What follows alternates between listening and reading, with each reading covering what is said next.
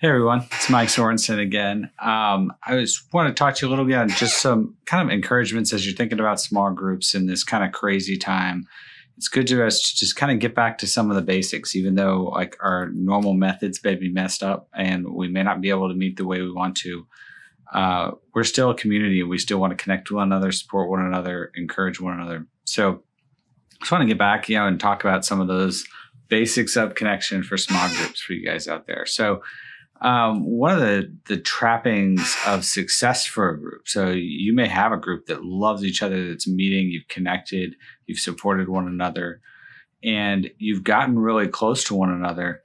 One of the problems that happens is people enjoy the friendships. There's this tendency to just kind of close ranks. We don't want to mess this up. I've never had people like this in my life that actually I could talk to about anything, people that show up, that whether they pray for me or bring me a meal when we need it. I've never had those kind of people. I've never had this kind of great connection with like-minded people before. I don't want to mess that up.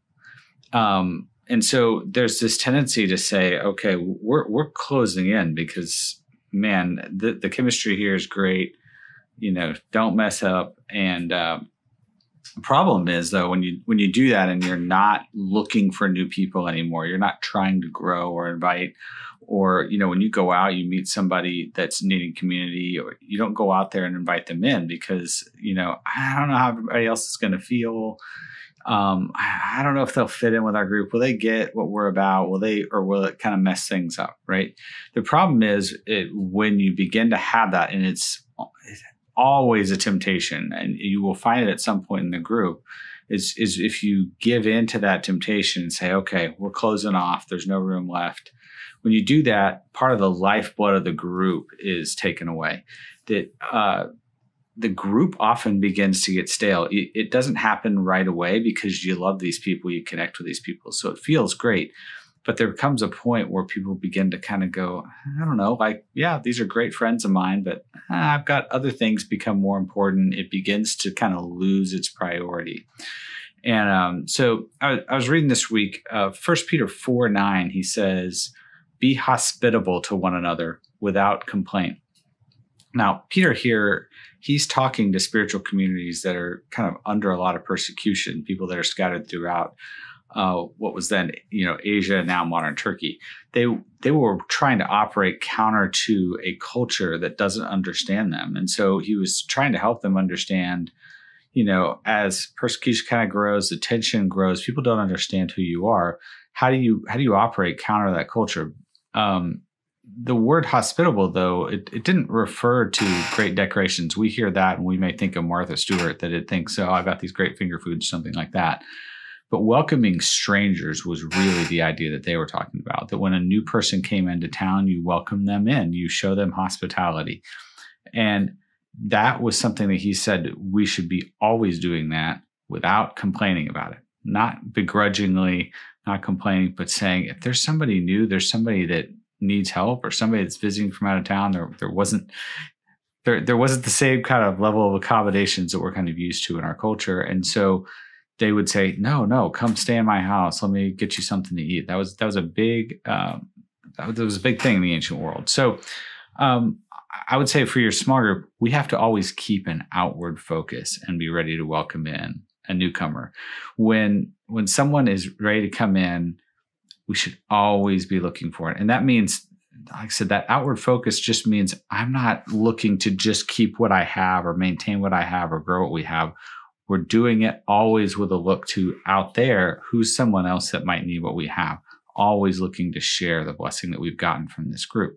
Because if you don't, once you turn inward, it just begins to die. That's the lifeblood of your group that grows. So also be intentional, not just, sure, if somebody came up and knocked on my door and said they needed a small group, I would be happy to invite them. Or if the church sent somebody to me, sure, I would take them in. But I would say be intentional about actively looking for people. When you come to the building on Sunday morning, if you're somebody that's coming here on Sunday morning for services, look for new faces, start a conversation. That's always a little different in the days of social distancing and COVID-19, but you can still, keep space. You can still do things safely. And if you see somebody you don't recognize, have a conversation with them. always be on the lookout to share that community. It might mean inviting a neighbor or coworker, especially if you're somebody who's doing services online. If your group isn't meeting in person, meet people who are close to you. I mean, if you've got a coworker who might be interested in small group, might be interested in knowing about Jesus, I mean, to invite them and say, hey, come join us. We would love to welcome you in. And that stretches you a little bit. It's uncomfortable for your group. And certainly when a new person steps in, there's a little bit of discomfort. People pull back a little bit, and it can interfere a little bit with the intimacy of that group. But if you don't have that, then it's gonna lose its sense of purpose, because it's just all about us, and it doesn't feel all that important anymore. They'll still be your friends, but it feel as important. So if you don't have room, the other thing people run into is, we don't have room. Our group's gotten really big. We got 14 people, and that's all that'll fit in my house. If you don't have room to invite someone new, I would say don't give up on the idea and just turn inward, close in, but ask yourself what needs to happen for your group to be ready to be hospitable again. Because you should see that, and it may be temporary. You may say, hey, there's not room where we're meeting, or it's just gotten too big to be close and share, and not everybody has a chance to talk. Those are legitimate reasons, but don't take that as a sign to say, oh, we're just going to close ranks. Say, let's go deal with that issue, and let's figure out what we need to do to remedy that quickly. That might mean we need to split off. Maybe someone wants to start their own group. Maybe there's a leader in your group it's ready, that should be kind of taking on their own group in their own home.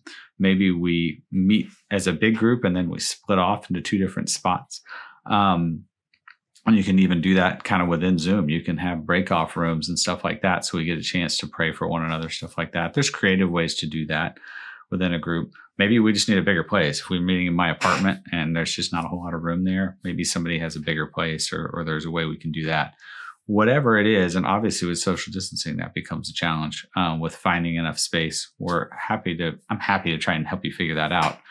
But I would just say, don't treat that as an invitation to say we're done with any of the inviting. Always have that outward focus, and to say, okay, that means if that's an issue, that's an issue we want to correct. Anyway, it's one of those challenging parts of running a small group. When you've had some success, you have a group that's going really well and connects well with one another.